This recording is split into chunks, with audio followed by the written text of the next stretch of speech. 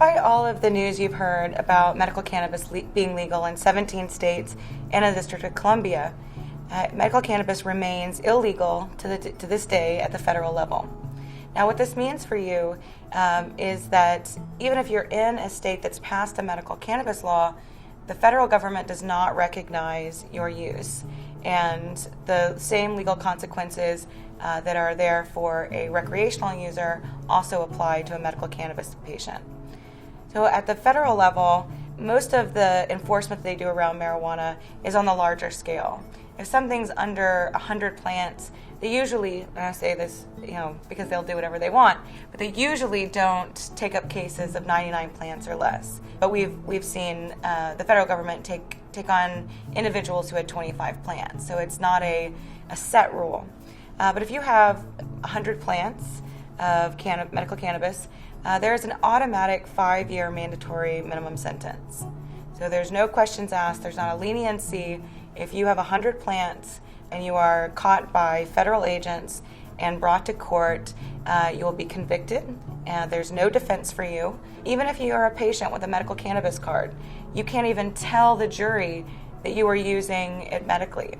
This is, I think you'll see medical cannabis advocates are often pretty annoyed, and you see us constantly in battle with the federal government. But I think if you knew some of the stuff that we were looking at, you would be pretty upset too.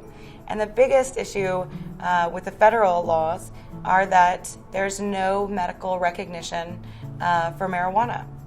So what that means that if you are in a federal court and marijuana is, say you were growing it for your family or growing it for yourself, in that courtroom, you couldn't even talk about the state law. In fact, U.S. attorneys have barred patients from being able to use the term medical marijuana in that courtroom.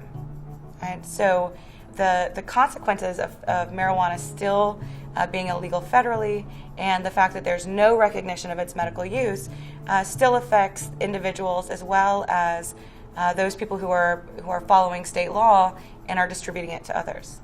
Now, if you have 1,000 plants or more, that is a 10-year mandatory minimum sentence. And these are federal sentence terms, which means there's no getting off early for parole. You will spend 10 years in prison if you have 1,000 plants.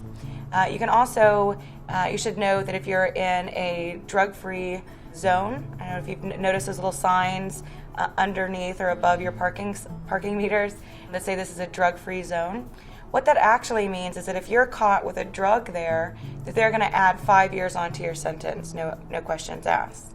If you have a weapon on you, even if that weapon you have legally through your state, if you are caught with marijuana and that gun, there's a 5-year automatic add-on sentence. So the more you know about these laws, the better. And again, all of this information is on our website at americansforsafeaccess.org.